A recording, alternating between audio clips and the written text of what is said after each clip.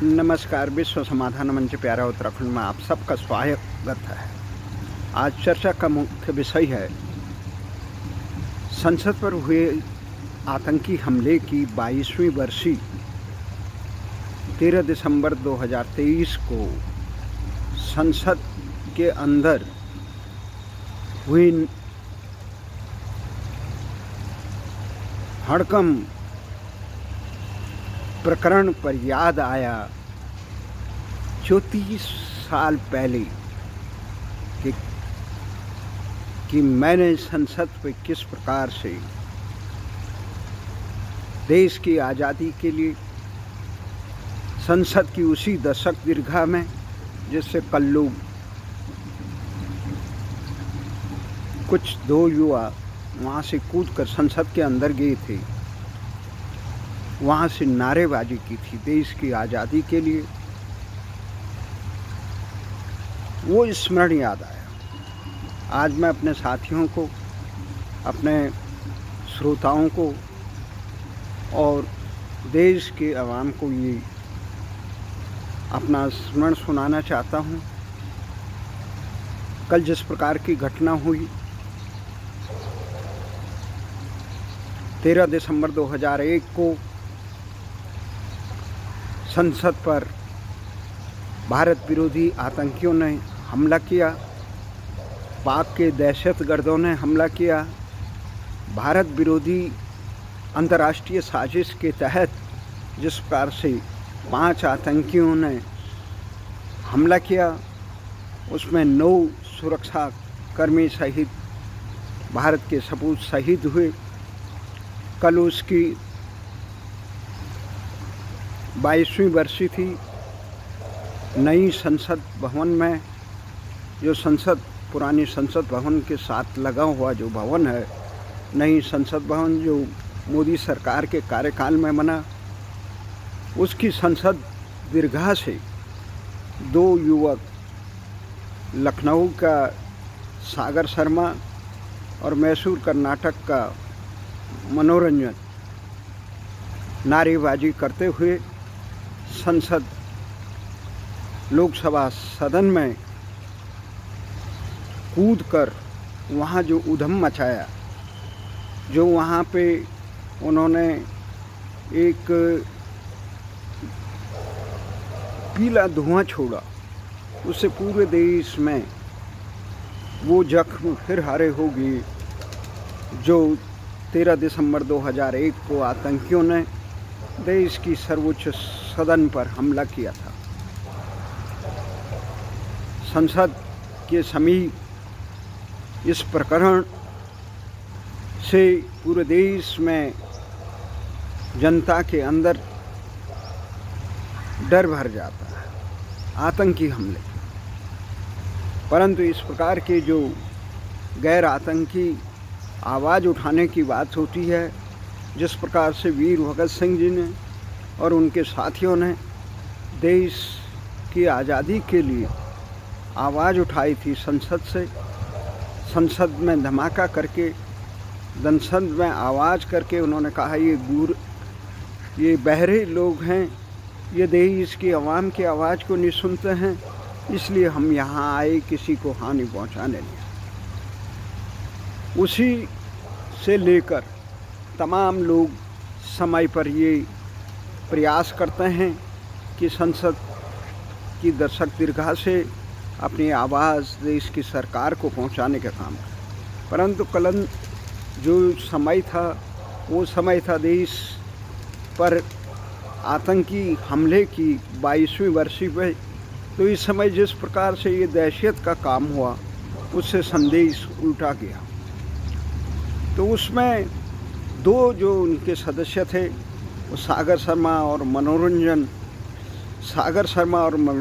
ने जो संसद के अंदर किया, ठीक उनके ही सहयोगियों ने, जो 42 वर्ष की नीलम थी जिंद हरियाणा से, और 25 वर्षीय अनमोल लातूर महाराष्ट्र से।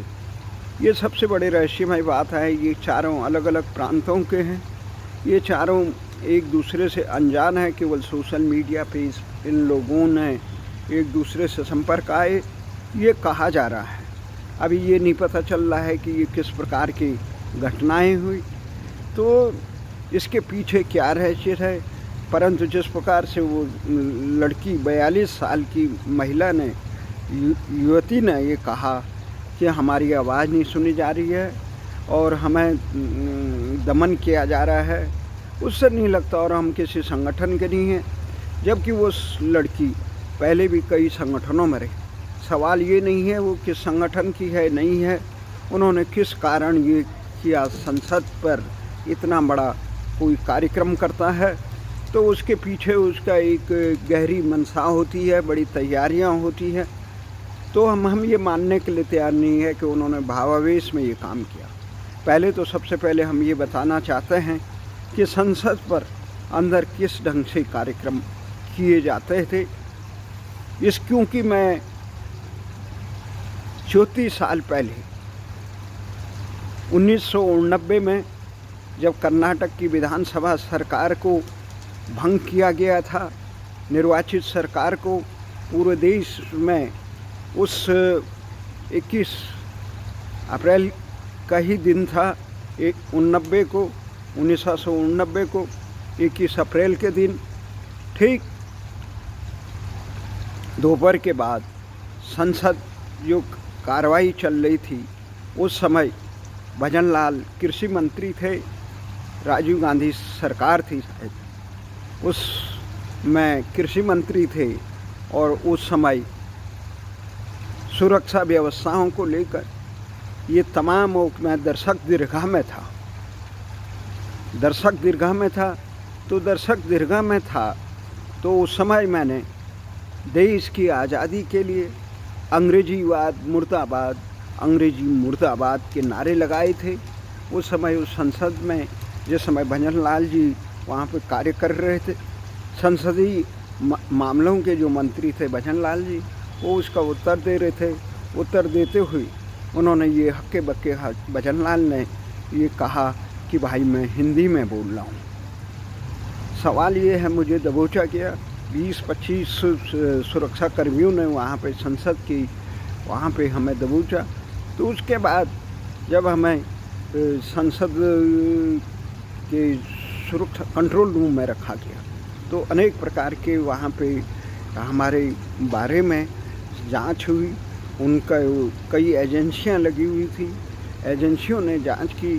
फिर उस दिन क्या हुआ कि कर्नाटक की विधानसभा भंग हुई, तो संसद की कार्रवाई देर तक चली। शुक्रवार का दिन था, रामायण का प्रसार हो रहा था, तो तमाम रात की बात थी। तो रात के 8-9 बजे सदन में ये बताया गया कि सदन में संसदीय राज्य मंत्री, तत्कालीन संसदीय राज्य मंत्री नामग्याल ने एक प्रस्ताव रखा था। प्रस्ताव में जो बताया गया कि पहली बार ये देखा, हमें तमाम सुरक्षा कर्मी ये दबाव देते रहे, आप माफ़ी मांगिए, आपने सदन की अवमानना की, आपका कैरियर ख़त्म हो जाएगा, नाना प्रकार के। तो हमारे पूरे ड्यूजर बना, कहाँ पैदा हुई, कौन कौन रिश्तेदार है, कहाँ क्या है, ये तमाम चीज़ें चली। परंतु हमने ये कहा, साफ कहा कि मैं किसी भावावेश में, किसी संगठन के थ्रू, किसी राजनीतिक दलों के थ्रू यहाँ पर नहीं आया हूँ। अभी तो मैं आया हूँ देश की आज़ादी को, जिस देश की आज़ादी के लिए हज़ारों सपूतों ने अपना बलिदान दिया, फांसी के फंदे पे चढ़े, और उस आज़ादी को 1947 में अंग्रेज़ों के जाने के बाद देश के हुक्मरानों ने उन्हीं अंग्रेज़ों की भाषा अंग्रेजी की गुलाम बना दिया है। देश को अभी तक देश की अपनी भाषा और अपना नाम भारत तक नहीं दिया गया। वही अंग्रेज़ों द्वारा थोपा गया इंडिया नाम इस देश में बनाए रखा है। वही अंग्रेज़ों की भाषा जिसने इस देश के लाखों सपूतों का कत्लेआम किया, जिसने इस देश के अरबों खरबों की संपत्ति को लूटा, जिसने इस देश की अस्मिता और संस्कृति को रौंदने का, जमींदोज करने का काम किया। हमारा ये मानना था देश की आज़ादी के साथ संसार के अन्य स्वाभिमान मुल्कों की तरह अपनी भाषा, अपनी संस्कृति, अपनी व्यवस्था, अपनी संस्कृति, अपना इतिहास और अपने उससे शासन चलना चाहिए। दुर्भाग्य ये था कि देश में आज भी 75वीं वर्षगांठ पर न देश की अपनी भाषा में उच्च शिक्षा मिलती है, मानक शिक्षा मिलती है, न देश की भाषा में अपना रोजगार मिलता है, न देश की भाषा में सर्वोच्च न्यायालय से लेकर न्यायालय में कहीं न्याय मिलता है। सबसे हैरानी की बात है, पूरा तंत्र उन्हीं अंग्रेज़ों की भाषा से जो अंग्रेजी 8वीं शताब्दी तक अंग्रेज़ों में ही, अंग्रेज़ के शासक वर्गों में ही नहीं बोली जाती थी, वहाँ फ्रेंच भाषा बोली जाती थी, क्योंकि फ्रेंच भाषा को अंग्रेजी पूरे यूरोपीय देशों की संस्कृति का उच्च वर्गीय भाषा माना जाता है। इसी प्रकार से षड्यंत्र के तहत लॉर्ड मैकाले ने 1835 में जो इंग्लिश एजुकेशन एक्ट के तहत यहाँ पे भारतीय भाषाएं, भारतीय संस्कृति, भारतीय सम्मान को रोनने के लिए और सदा अंग्रेज़ों का गुलाम बनाए रखने के लिए ये भारत की भाषाओं में के बजाय अंग्रेजी भाषा में पूरा तंत्र संचालित करने का काम किया। उसी षड्यंत्र के तहत से मुक्ति पाने के लिए, उसी मानसिकता से, अंग्रेजी पूरी व्यवस्था की मानसिकता लूट खसोटों की मानसिकता है। इसीलिए देश का जो आज़ादी के बाद तमाम शिक्षा का प्रसार होने के बावजूद, तमाम शिक्षा के दावे बढ़ने के बाद, साक्षरता के दावे बढ़ाए जाने के बावजूद जिस प्रकार से देश में भ्रष्टाचार और व्यभिचार, असंतोष और वर्ग संघर्ष दिखने को मिलता है, उससे लगता है कि देश के हुक्मरानों से कोई न कोई भूल हो गई है, जिसके कारण ये व्यवस्था भारतीय संस्कृति के अनुरूप नहीं चल रही है। तो भारतीय संस्कृति क्या है? सहनो भवन्तु। जबकि हमारी पूरी व्यवस्था आज सकल घरेलू उत्पाद यानी उपभोग पे चल रही है। हम ये कल्याणकारी व्यवस्था की स्थापना नहीं कर पाए।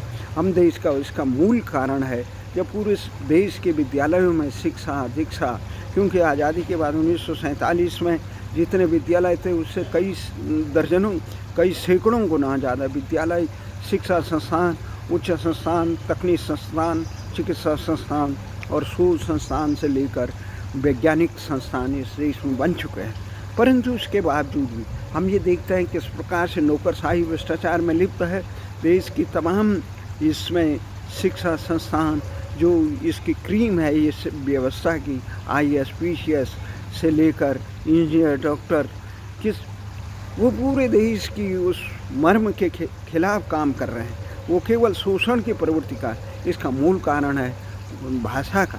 देश में अंग्रेजी भाषा को बनाए रख के उस अंग्रेजियत की संस्कृति, लूट खसोट की संस्कृति जो ईस्ट इंडिया कंपनी के रूप में आई, जो उन्होंने पूरे संसार को में अपना शासन करके लूट खसोट कर इंग्लैंड, ब्रिटेन का विकास किया, यूरोप का विकास किया, उस संस्कृति के खिलाफ भारतीय संस्कृति सहनो भवन्तु, सबको खुशी रखने की जो प्रवृत्ति है, हम GDP पे नहीं अपितु कल्याणकारी, सर्वे भवन्तु सुखिनः सर्वे सन्तु निरामया सर्वभद्राणि पश्यन्तु मा कश्चित् दुःखभाग् भवेत्, जिसमें जयशंकर प्रसाद ने बहुत अच्छे से कामायनी में ये कहा था, बहुत अच्छे ढंग से वो उन्होंने मनु और ईड़ा के संवाद में कहा था, औरों को हंसते देखो मनु हंसो और सुख पाओ, अपने सुख को विस्तृत कर लो, सबको सुख बना, सबके सुख में ही अपना सुख निहित देखने वाला भारतीय व्यवस्थाएं ये पानी का प्याऊ लगाते थे, रोगों को रहने के लिए सराय यात्रियों को करते थे। अब उसकी बजाय शिक्षा सबको निःशुल्क देने की बात करते थे, सब प्राणी मात्रों के कल्याण में ही अपना कल्याण देखते थे। उसकी बजाय अब केवल पानी भी पैसे से, 5 पैसे का पानी, 10 पैसे का पानी, 100 रुपये का पानी, 500 रुपये का पानी, हज़ारों रुपये का पानी की बोतलें आती हैं। ये तमाम चीज़ें आज केवल होटल, ये उपभोग की जो उपभोक्तावाद का है, ये अंग्रेजियत के कारण, ये भ्रष्टाचार का कारण, शोषण। किसी को ये नहीं लगता ये मेरा देश है, मेरा गांव है, मेरे प्रदेश है, मेरा समाज है, मेरी मानवता है। जड़ चेतन सर्वभूत हिते रता की शिक्षा ही नहीं दी जाती कि भारतीय शिक्षा केवल प्रतियोगिता से अपने को आगे स्थापित करने की, अंग्रेजों की जो शोषणवाद की व्यवस्था है। तो इसलिए से ये बहुत बड़ा देश में एक परिवर्तन आया। जो भारतीय संस्कृति, भारतीय व्यवस्थाएं थी, उसके बजाय अंग्रेजियत जो मैकाले की जो शिक्षा नीति के कारण यहाँ पे स्थापित हुआ, देश के आज़ादी के बाद वो शिक्षा नीति नहीं बदली गई, वो नीति नहीं बनी। इसी कारण आज देश का आम आवाम इतने शिक्षण संस्थान करने के बाद देश के आम जनता शिक्षा, चिकित्सा, रोजगार, न्याय और शासन से वंचित है, उसे यही नहीं पता चलता ये शासन किस भाषा में बोल रहा है। जनता की भाषा में लोकतंत्र जनता के लिए होता है। इसी आक्रोश को लेकर मैं संसद में गया था। सुंदरवती नवल प्रभाकर 1989 में करोल बाग से कांग्रेस की सांसद थी। मैं उस समय किशनगंज रेलवे कॉलोनी में रहता था, जो एशिया की सबसे बड़ी रेलवे कॉलोनी मानी जाती थी। विद्यालय से निकले थे। गीता और भारतीय संस्कृति के अध्ययन के बाद एक विचार आया कि अपने लिए जिए तो क्या जिए। हमने देखा कि इसका राष्ट्रमंडल यहाँ संसदीय सम्मेलन हुआ, किस प्रकार से जॉर्ज फर्नांडिस को वहाँ पे हजरतुल्लाह ने, जो उस समय वो राष्ट्रमंडल देशों की संसद इस बैठक का संचालन कर रही थी, अध्यक्षता करती, उन्होंने रोका है हिंदी भाषा, भारतीय भाषा बोलने में। तो मेरे मन में टीस हुई, ये देश की कैसी आज़ादी है अपनी भाषा में, अपने देश में बोलने की तैयारी। संसार में जब तमाम देश अपनी भाषा में बात करते हैं तो भारत अपनी भाषा और अपना नाम से वंचित क्यों है? हजारों लाखों नौनिहालों को हर साल वही अंग्रेजी का विस्वान क्यों करना पड़ता है? अपनी संस्कृति से वंचित क्यों रखा जाता है? अपने इतिहास से वंचित क्यों रखा?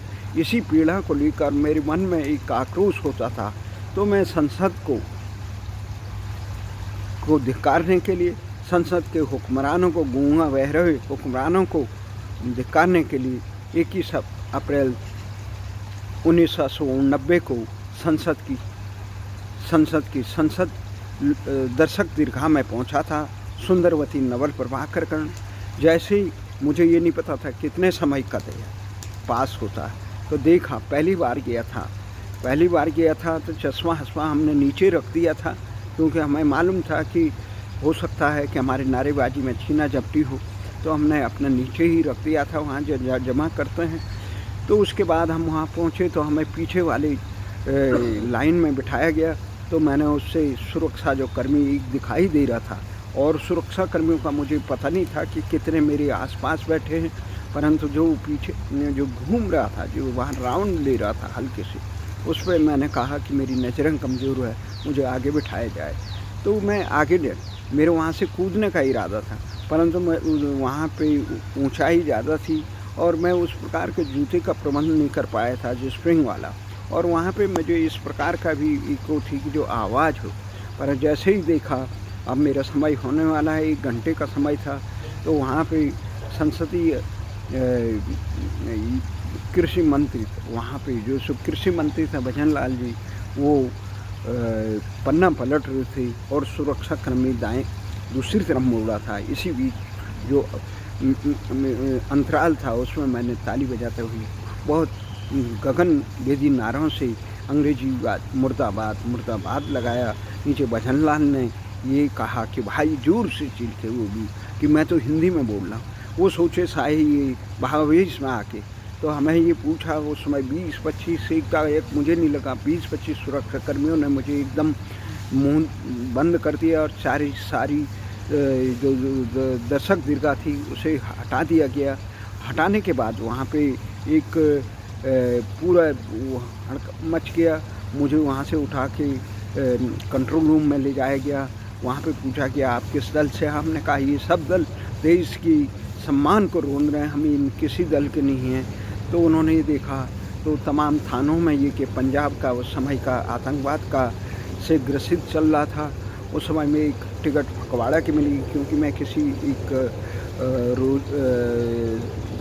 एक परीक्षा के लिए फगवाड़ा गया था।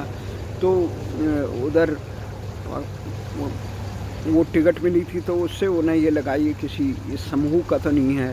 तो सुरक्षा चारों तरफ ये किया गया। अनेक सुरक्षा एजेंसियों ने मेरी पूछताछ हुई।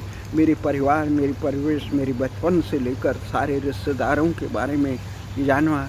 आप क्यों आए? आपका भविष्य चौपट हो जाएगा, आप आगे भविष्य ये नहीं होगा।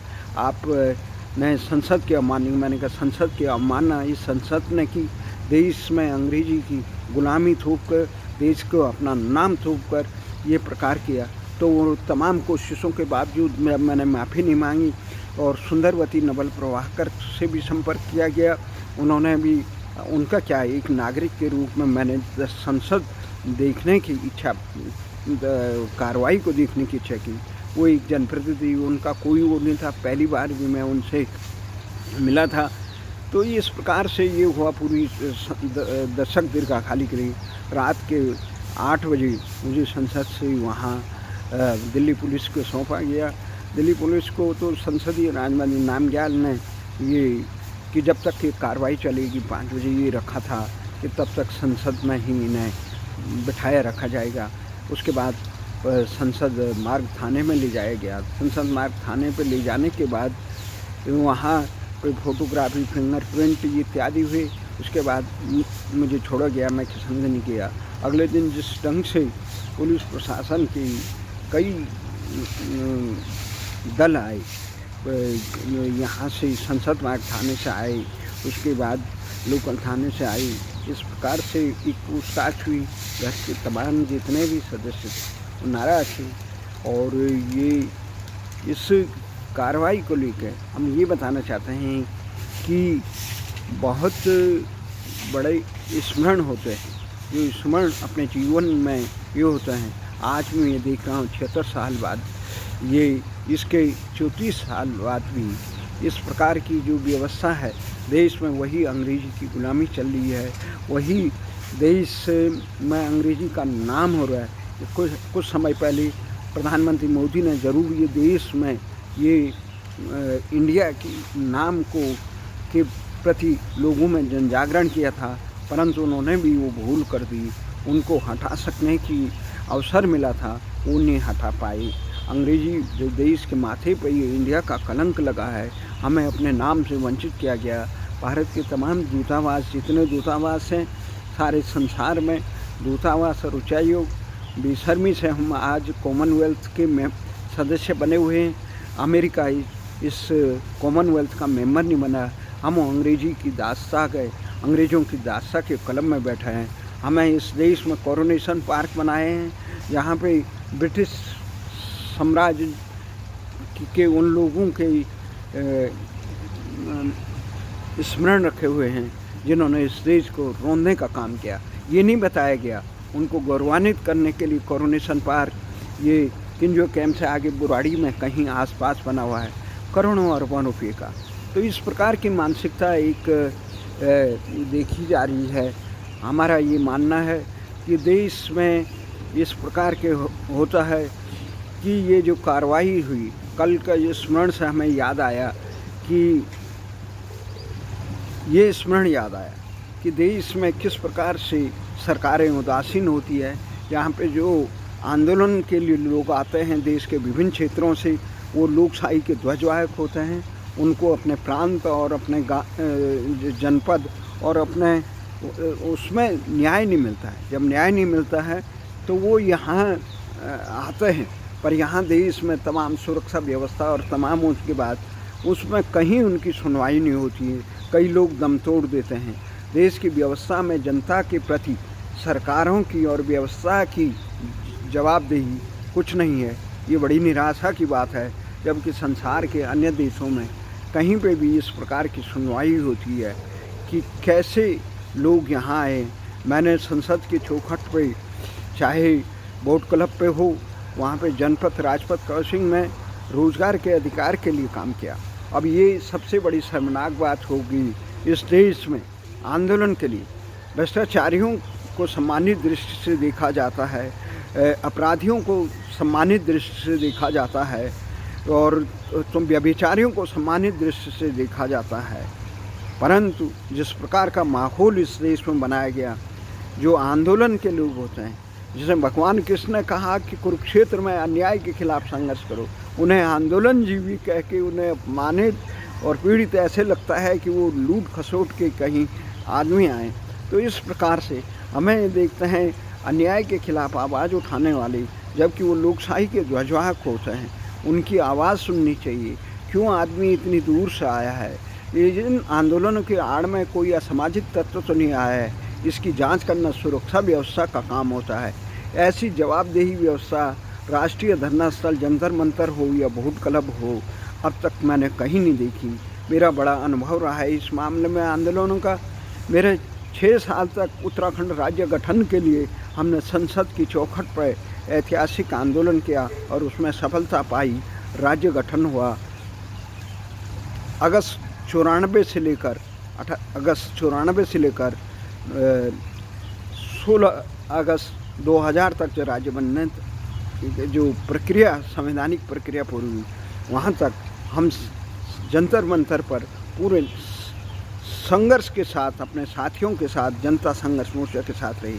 भारतीय भाषा आंदोलन में चाहे हम संसद पे हमने ये नारेबाजी की, उसके बाद हमने ये देखा किस प्रकार से ये तमाम चीज़ें रही, उनका हमने देखा कि किस प्रकार से देश की आवाम को आवाज़ नहीं सुनी जा रही है।